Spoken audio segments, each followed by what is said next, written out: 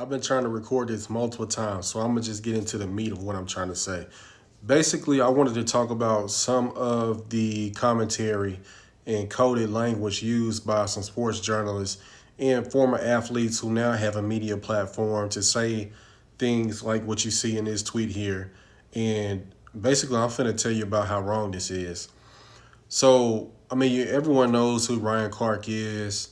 I can't say that I'm a fan of Ryan Clark, but I definitely respect his work on the Pivot podcast. I think he's a solid dude, but I think oftentimes Ryan says stuff and he's not cognizant of the things that he's saying, or he's not as aware of the things that he says.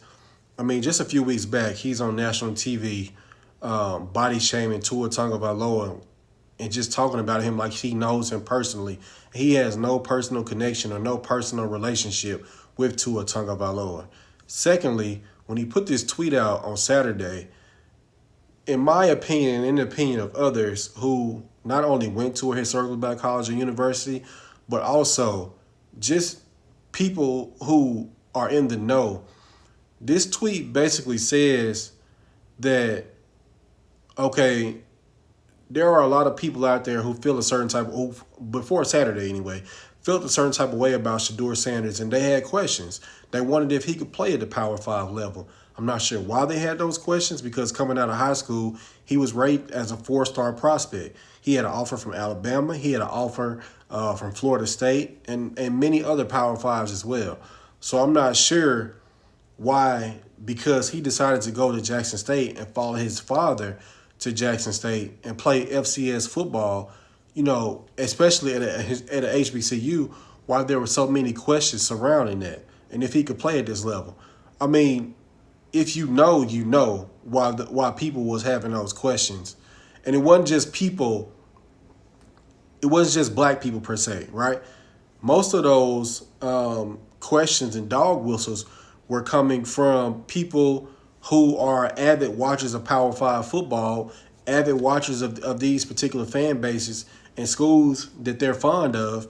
And, a lot of people have a lot of vitriolic things to say about Deion Sanders. So obviously that's going to trickle down to his kids, right? So the conversations about, he played daddy ball, for an example, right?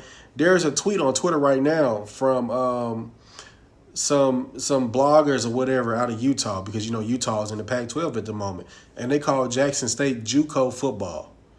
They weren't black either, by the way. So when I'm talking about coded language or dog whistles, this is the type of stuff that I'm talking about. And to be honest with you, I think Ryan Clark tweeted this without any ill intentions or any ill will. But again, if you are in the know, you're in the know. So when you read this, you're basically saying, you're validating the things that they're saying. And if you don't know what a dog whistle is, basically it's just coded language. You're trying to garner support from a particular group without provoking opposition. But little did Ryan Clark know, he absolutely provoked opposition with this tweet right here. So basically, again, and I don't even think he knew that he was tweeting this, but once people started getting in his comments and tweeting him and just telling him about how disrespectful that was, then I think he kind of, took a step back and let me actually think about what I'm saying, and then, let me try to clean it up. But his cleanup wasn't any better than what this was. This was his cleanup. For 2 years at Jackson State University, Shedeur Sanders took the field with more talented teams than his opponents. Deion Sanders was able to attract 3, 4, and 5 stars that other HBCUs could not. Today, that was not the case. The field was level and, according to some, tilted in the direction of TCU. Sanders elevated his team, put his talented teammates in position to be great, and was great himself. I cannot say enough about what we saw today. There's no acknowledgement of what you said in the initial tweet, how it could have made people feel, and just acknowledging what a dog whistle is. And maybe he does not know what a dog whistle is, but what you're basically saying is that we have to go to somewhere else, or we have to go, I'll just speak specifically to sports terms. HBCU ball ain't good enough. So you need to go play Power 5 football and show the world what you're really about. Okay. There are prominent guys that play HBCU football who are NFL Hall of Famers. Let's talk about Shannon Sharp. He went to Savannah State University. Jackson State just played South Carolina State for the opening game of the year. Buddy Pugh just had Shaq Leonard, who is a Pro Bowler for the Indianapolis Colts, drafted a few years back. And again, he's a Pro Bowler. I think in 2021, Jacoby Durant was also drafted out of South Carolina State. And he's now a starter, or he should be, I believe he'll be starting this year for the LA Rams. Robert Mathis, he went to Alabama A&M. Pro Bowler as well. I think he's at least an 8-year vet in the NFL. Jackson State itself has 4 Pro Football Hall of Famers, and the greatest running back that most consider of all time, and Walter Payton. These people went to HBCUs and played football at HBCUs and went on to the next level to dominate. So what Ryan Clark does not understand with his tweet was that you are validating opinions about Shedeur Sanders from others who had those said opinions about him before they even saw him play on Saturday. So what you tweeting this means you're validating that. You're giving credence to those who even thought that about Shedeur Sanders in the first place. And you're also inadvertently looking down on Shedeur Sanders for playing HBCU football, and you're also looking down on Coach Prime for coaching at HBCU. Now, did Ryan Clark think or know that he was doing this when he tweeted this? I don't think so. But this is just another common and classic example of Ryan Clark keeping his foot in his mouth. And as a journalist, as a guy who went to school for this, as a guy who has a master's degree in, multimedia journalism and the theory of journalism,